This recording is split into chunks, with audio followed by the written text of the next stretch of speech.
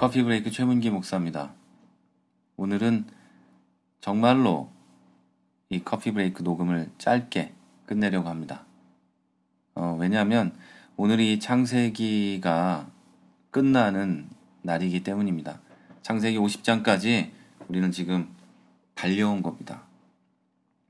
물론 이 방송을 처음부터 끝까지 들으신 분들이 달려온 거고 저도 지금까지 달려왔습니다. 가능하면 쉬지 않으려고 했는데 중간중간 쉰 날도 있고요. 커피 브레이크 창세기 편만 29번째 지금 하고 있는 겁니다. 처음에는 창세기 몇 번째 이렇게 하면서 방송을 했는데 그런 방송을 들으시는 분들이 너무 딱딱하다 이렇게 얘기를 하셔가지고 그런 얘기는 빼고 이 방송을 하고 있습니다. 근데 오늘이 29번째 창세기는 마지막 날입니다. 창세기는 인류의 시작으로 시작해서 요셉의 이야기로 마무리됩니다. 그동안에 여러 인물들이 나오죠. 아브라함도 나오고 그 이전에는 아담, 하와, 가인과 아벨, 노아 이야기 등등 이렇게 쭉 이어집니다. 요셉의 이야기가 끝난 후에는 이집트 노예 시대가 마무리되어가는 출애굽기로 넘어가게 되죠. 저는 이 창세기가 끝나고 나면 복음서로 들어가서 이제 복음서 마태, 마가, 누가, 요한복음을 하나로 묶어서 커피 브레이크를 진행하려고 합니다. 다시 말씀드리지만 이 커피 브레이크는 우리 교회 성도님들하고 나누는 커피 브레이크입니다. 딱 커피 브레이크예요. 긴 시간 하는 것도 아니고 이 내용을 성도들도 읽고 그것을 함께 얘기하고 몇 가지 질문에 답하고 서로 저는 커피 브레이크에 가지 않거든요. 단 한 번도 간 적이 없고 인도자가 있어서 인도자가 그렇게 하는 겁니다. 그래서 또 들으시는 분들이 불편하게 여기시는 부분이 있을 수도 있어요. 우리 교회 성도님들에게 적용되는 말씀이기 때문에. 그런데 이렇게 공개적으로 방송을 하는 이유는 성경이라는 것이 어차피 그리스도인들에게 다 적용되는 것이고 그리고 상식적인 성도라면 다 이해할 수 있는 그런 내용들이기 때문에 그리고 다 경험했을 만한 내용들이기 때문에 이렇게 공개적으로 또 방송을 합니다. 또 한 가지 말씀드리고 싶은 건 커피 브레이크를 들으시면서 궁금한 점들이 있을 수 있습니다. 나는 이 부분은 좀 더 알고 싶은데 하는 게 있다면 지금 여러분이 출석하는 교회 목사님께 여쭤보면 저보다 훌륭하신 분들이 워낙에 많으시기 때문에 농담이 아니고요. 실제로 그렇기 때문에 거의 대부분의 목사님들은 정확하게 답변을 해주실 겁니다. 제가 이 짧은 시간에 신학적인 얘기부터 시작해서 아주 쉽게 표현을 하다 보니까 들을 때 좀 이해가 안 되는 부분이 있을 수 있어요. 그러면 그 부분은 여러분의 목사님께 여쭤보시면 목사님들이 정확하게 답변을 해주리라고 저는 믿습니다. 그럼에도 불구하고 여러분의 목사님께 묻기가 좀 어려우시면 저한테 물으셔도 됩니다. 댓글로 남기시면 제가 댓글에 답을 쓰거나 또 전부 다 알아야 되는 내용이다 싶으면 방송을 또 하나 녹음해서 해드릴 수도 있겠죠.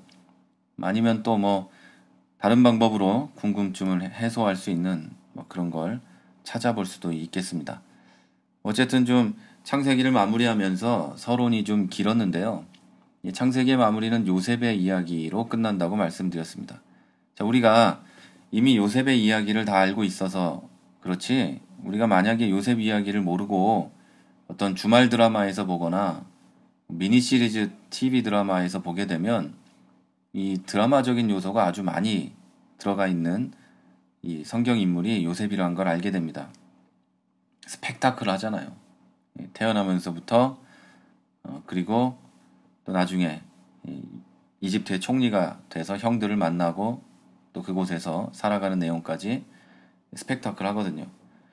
자, 요즘 극작가들이 이런 걸 써도 좀 이런 내용을 가지고 극을 만들어도 괜찮을 것 같은 그런 내용입니다. 자, 우리 성경을 자세히 보면요. 창세기의 마지막 부분들을 자세히 보면 요셉은 이 형들을 만나서 이렇게 며칠 동안만 이렇게 시험을 한 게 아닙니다. 형들이 얼마나 괜찮은지를 또는 자기가 또 마음을 추스르는데 며칠 동안만 한 게 아니고요. 2년 정도를 시험을 합니다.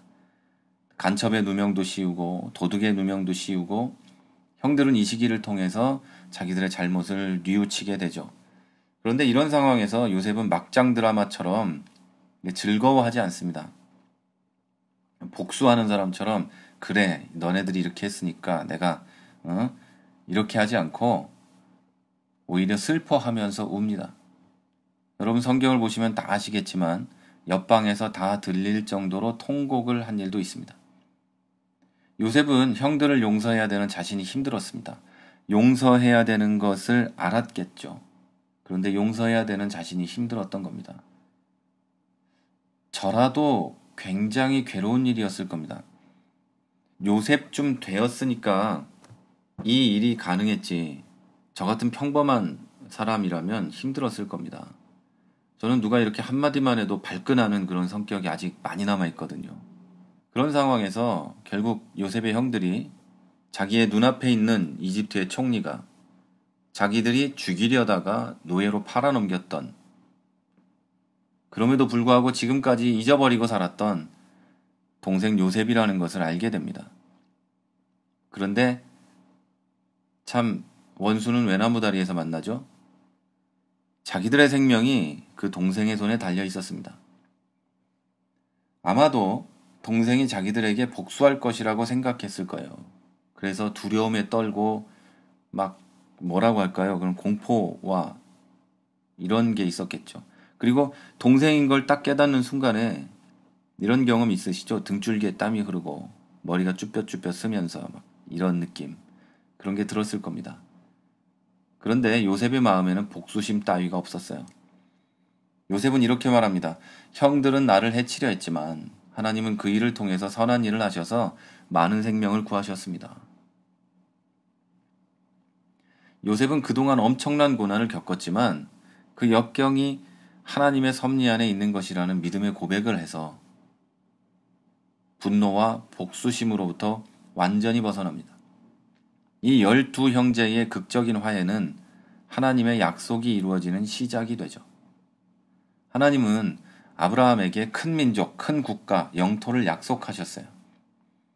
큰 민족을 이루는 시작이 되었단 말이에요. 자, 창세기는 이렇게 끝납니다. 그런데 창세기를 통해서 알 수 있는 것은 약속을 이루시는 하나님만이 아닙니다. 하나님께서 택하신 사람에게 하신 약속을 조건과 상관없이 이루신다는 것을 우리는 알아야 합니다. 요셉을 제외한 야곱의 아들들은 형제를 죽이려 하고 노예로 팔아넘긴 천하의 악한 사람들이었습니다. 성경은 이 사실에 대해서 감춰놓지 않았어요. 좋게만 써놓지 않았어요. 성경의 역사는 하나님이 이루시는 것이지 사람이 아니기 때문에 그 사람들을 새롭게 만들어서 역사하시는 이 하나님을 기록해 놨다는 거죠. 이 성경이라는 것은. 여러분, 하나님께서는 성경의 모든 약속이 여러분에게도 적용된다고 말씀합니다. 축복의 약속, 구원의 약속, 고난을 이기는 약속들이 성경에 있습니다. 그리고 악한 자가 새롭게 되는 약속이 성경에 있습니다. 여러분은 지금 고난을 당하십니까? 축복의 약속과 고난을 이기는 약속, 그리고 여러분을 구원하는 약속을 믿으시길 바랍니다. 그리고 또 한 가지, 여러분이 지금 죄악 속에 있습니까? 난 아무리 봐도 나를 통해서는 하나님이 일하시지 않을 것 같다고 생각하십니까? 물론 그럴 수 있습니다. 제가 저를 봐도, 여러분이 저를 봐도, 그리고 여러분이 여러분 스스로를 봐도 하나님이 선택해서 일할 만한 사람들이 아닙니다. 그런데 하나님은 그런 우리들을 사용해서도 하나님의 일을 이루십니다.